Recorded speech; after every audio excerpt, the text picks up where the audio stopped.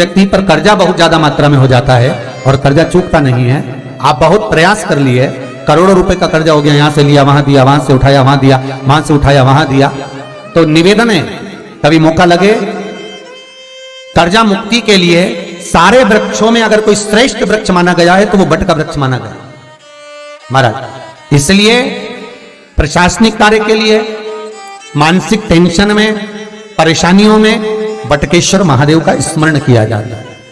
और यदि निवेदन करूंगा बहुत ज्यादा, यदि आपको कर्जा हो गया, बहुत ज्यादा कर्जा हो गया और वो कर्जा चूक ही नहीं रहा, तो थोड़े दिन बड़ के पेड़ के नीचे आप बटकेश्वर महादेव के लिए 1 लोटा पानी, उसमें थोड़ा सा पिसा हुआ चावल पीस के गला लेना चावल को और पीस लेना, पीस के उस पानी में मिला लेना और मिलाकर उसमें थोड़ी सी हल्दी पिसी हुई डालकर बटकेश्वर महादेव के नाम से बड़ के पेड़ के नीचे अपनी कामना कर कर जो कर्जा हुआ है उस कर्जे का भान देते हुए, स्मरण देते हुए छोड़ दीजिए। महाराज 2 या 3 सोमवार एक ही जगह पर करना, 3 सोमवार बाद वहीं से बड़ के पेड़ की थोड़ी सी जड़ उठा लाना और उस जड़ को एक कोई धागे में बांधकर या तो अपनी गले में डाल लो या अपनी जेब में पटक लो, उसको थोड़े दिन पटक कर रखना, लगभग 2 से 3 महीना पटक कर रखो।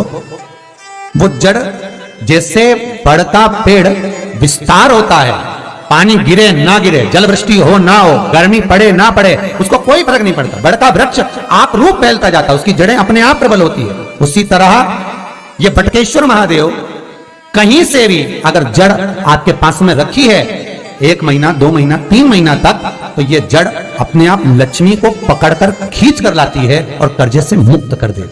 बटकेश्वर महादेव का स्मरण सुख का देना हो। महाराज ऐसा कोई कार्य नहीं जिसमें पशुपति व्रत लाख ना करे, बस दिल से अगर आपने पशुपति व्रत करा है, बाबा विश्वनाथ के 5 पशुपति व्रत होते हैं, किसी भी सोमवार से चालू कर सकते हैं। बस करना क्या है, सुबह पूजन की थाली लगाकर लेकर जाना है, शंकर भगवान के शिवलिंग की पूजन करना है, मंदिर में अभिषेक पूजन करो, वो थाली वापिस लेकर आ जाओ, घर में रख दो।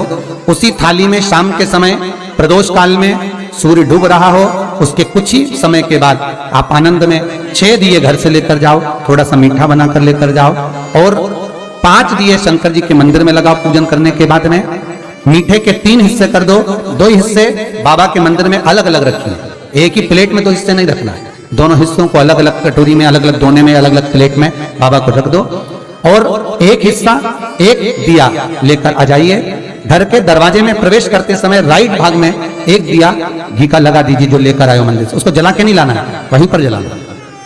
दरवाजे के पास आराम से बैठो, दिया जलाओ और प्रसाद लेकर अपनी कामना कर कर घर के अंदर सीधा पांव रखकर अंदर चले जाओ।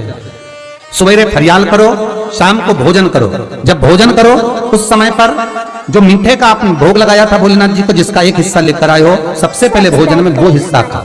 प्रसाद का जो हिस्सा लेकर आए हो उसमें से किसी को वो हिस्से में से प्रसाद नहीं देना, चाहे घर में बच्चे हो चाहे बड़े हो। आपको ज्यादा प्रसाद ले जाना तो अलग से ले जाओ, पर उस हिस्से में से किसी को प्रसाद ना दें। और वो प्रसाद पहले पाकर फिर आप भोजन प्रसादी ग्रहण करें। पर इसका नियम यह है कि प्रसाद जब आप लेकर आते हैं, आपको पहले भी कथा में कहा कि शंकर का प्रसाद रात भर नहीं रखा था। जितनी जल्दी आप प्रसाद का हिस्सा लेकर आए हैं, आधे घंटे के अंदर, पौन घंटे के अंदर आपको वो प्रसाद पाना है और भोजन करना ही है। ये नहीं कि सब आएंगे, इंतजार कर रहे हो, 10 बज गई, 11 बज गई, प्रसाद आपका इंतजार कर रहा है।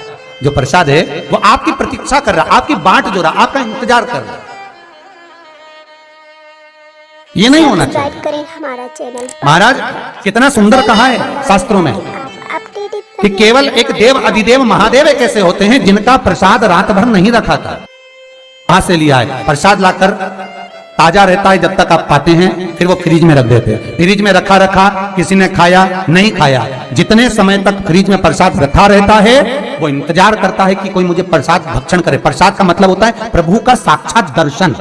प्रसाद का मतलब यही है, प्रसाद प्रभु का साक्षात दर्शन।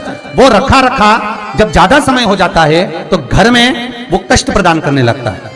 हमेशा याद रखो, प्रसाद जैसे ही आए उसका सही समय पर उसको पाओ। रखे हुए प्रसाद पड़ा हुआ है, फ्रिज में रखा हुआ है, बेटा खाएगा, बहू खाएगा, ये खाएगा, वो खाएगा, फिर धीरे धीरे वो बद्दुआ देना प्रारंभ कर देता है, जिससे घर में बड़ी बीमारी फैलने लगती है, बड़ा रोग आने लगता है। तो लोग सोचते हैं हमारे घर में ना तो हम कोई नशा करते हैं, ना हम कोई चीज खाते हैं, ना हम बाजार का खाते हैं, फिर रोग कहां से आता, फिर बीमारी कहां से आती? अर्थात वो बद्दुआ देता है। उसका प्रयोग करो, समय पर करो, समय पर पाओ।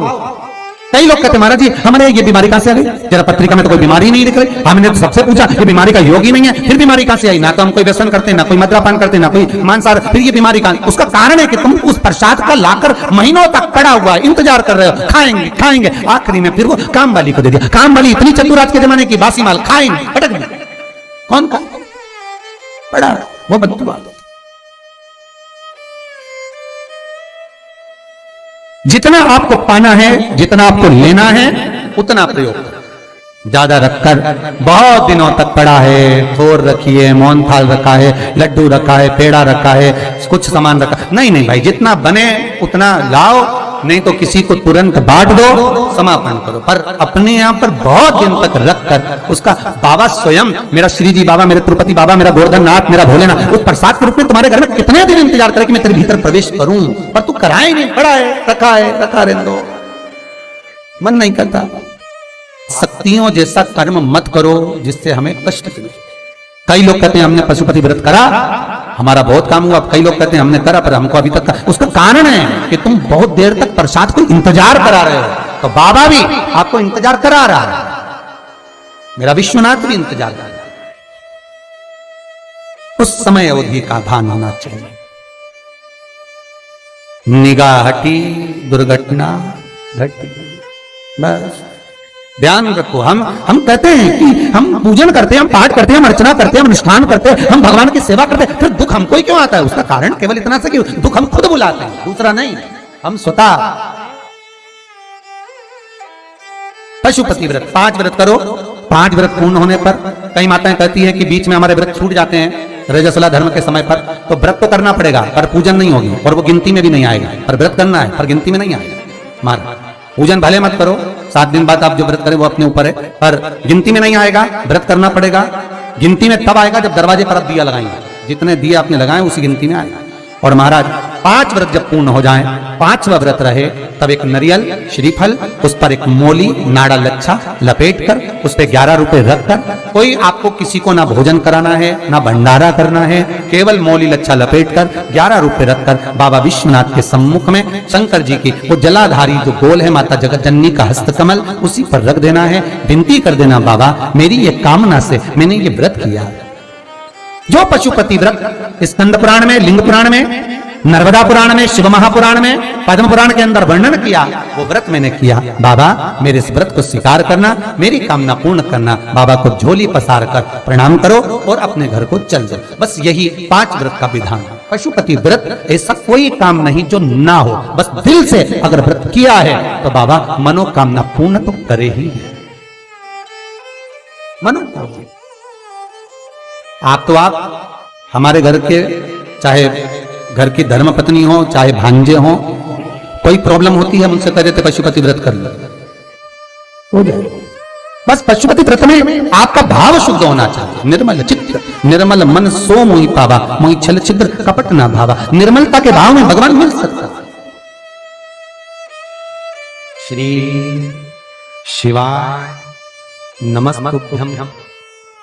श्री शिवाय नमस्तुभ्यं। श्री शिवाय नमस्तुभ्यं।